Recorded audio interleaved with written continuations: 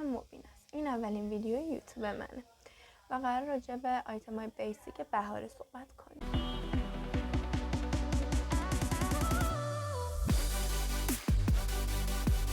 امسال مد رو قرار بهتون نشون بدم و بگم که مثلا چه چیزایی تو استایلتون خوبه، چه چیزایی تو استایلتون مثلا امسال مد نیست دیگه.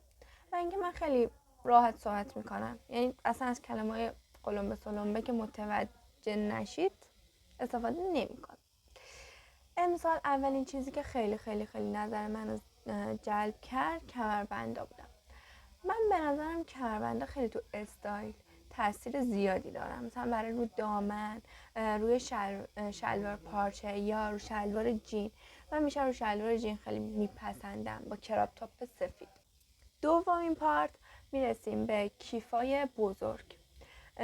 توی استایل بهاره، یعنی امسال کلا کیفای بزرگ خیلی مد شدن و کیفایی که دوشی هن. کیفای بزرگ و دوشی امسال خیلی مد شدن و خیلی تاثیر داره امسال.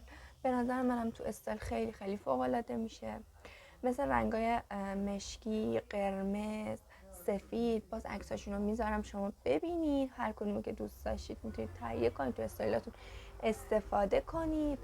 من به نظرم اگه مثلا یه رنگ مشکی یا کرم داشته باشی با 1000 تا لباس میتونی بپوشیش، مثلا شلوار جین، کراپ سفید، کیف مشکی یا کیف کرم یا کراپ کرم که الان من تنمه با شلوار مشکی با کیف مشکی. عکساشون رو براتون میذارم ببینید. و اینکه این کیفا به نظر من با کتا هم خیلی قشنگ میشن، مثلا کت گشاد.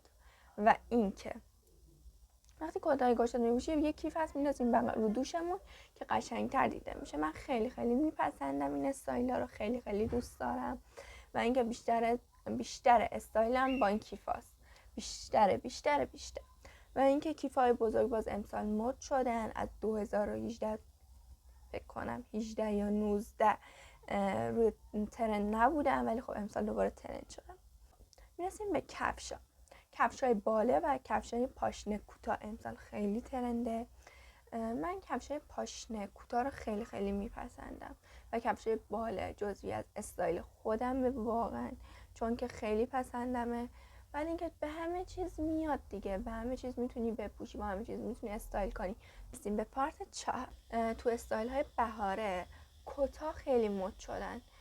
کتای مثلا رنگ خاکستری، آبی، کرم، سفید، اینا رو بیشتر تو استایلا میبینیم، بیشتر استفاده میشن. با کتونی، با کفش پاشنه باله هم پاشنه کوتاه. حتی من با کفش باله هم چند تا استایل دیدم که واقعا قشنگ بودم. میرسیم به پارت 5. خب امسال شلوار پارچه‌ای که بهش میگم واید لگ فکر کنم، که امسال خیلی ترند شده. به نظر من رنگ کرمش و خاکستریش رو خیلی دوست دارم، میپسندم. سفیدش هم دوست دارم، مشکیش هم دوست دارم، عاشق همه رنگا رو دوست دارم و میپسندم. استایلا رو میذارم ببینید، به نظرم خیلی کاربردیه، خیلی میشه استفاده کرد ازشون، خیلی باب میله، یعنی همه میتونن ازشون استفاده کنن. سلام گرفت، ولی میریم برای ادامش. و اینکه امسال به نظر من با اون کیفا که عکساشون رو گذاشته بودم براتون، کیفای بزرگ، کیفای کوچیک، خیلی ترند میشن، یعنی خیلی میشه استایلای متفاوتی زد. و اینکه با کفشای پاشنه بلند، با کتونی، با کلاه، با باز کراپ تاپ جزوی از استایلتون بشه لطفاً امسال. دیگه نبینم از این تاپ های مشکی تا اینجا کوتاه بپوشید. نه شوخی میکنم، هر کی هرچی دوست داره بپوشه. خب الان این همه گفتم کراپ تاپ، میرسیم به کراپ تاپ جدی. خب میرسیم به استایل شیشم. استایل شیشم میشه کراپ تاپ های کوچیک که امسال به نظر من خیلی پارسالم ترند بودش، 2 سال پیشم ترند بودش و خیلی به نظر من چیز زیباییه، قشنگیه. هم مشکیش هم سفیدش تو آیتمای سفید و مشکیش آیتماییه که به نظرم حتما تو کمدتون داشته باشید برای بهار، که واقعا لازمتون میشه دیگه. مثلا مشکیش با شلوار جین، سفید با شلوار جین، شلوار کرم و چیزای دیگه. هی اونجا رو نگاه میکنم، اونجا مثلا عکس‌ها رو دارم نگاه میکنم که مثلا هی بهتون بگم چی به چی. اوکی، رسیدیم به آیتم هفتم. آیتم هفتم که همه دخترها و خانم‌ها عاشقشن، پیراهن مردونه. به نظر من یه پیراهن مردونه سفید، آبی، خاکستری، سفید با راه مشکی داشته باشین، کمدتون کامل.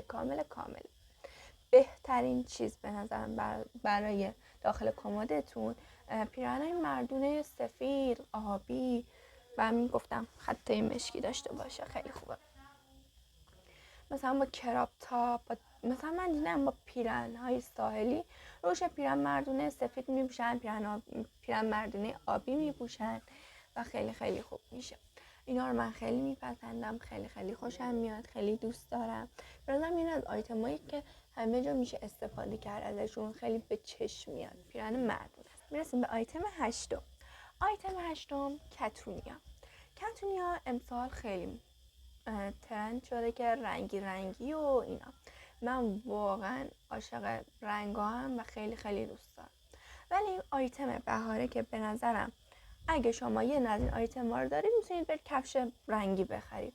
اگه ندارید به نظرم چیز کنید، واجب نیست. مثلا یه دونه کفش سفید بگیرید یا مشکی یا کرم اینا که به همه استایلاتون بیاد. در کل این ویدیو راجع به این بود که آیتمای بهاره چه چیزایی میشه تو کمد داشته باشی و چه چیزایی واجبه. خیلی خوشحال میشم ویدیو ما لایک و سابسکرایب کنید و امیدوارم که این اولین ویدیو باعث پیشرفت من و اینکه به دونستنی‌های شما هم اضافه کنم و خیلی دوستتون دارم. خدا نگهدار.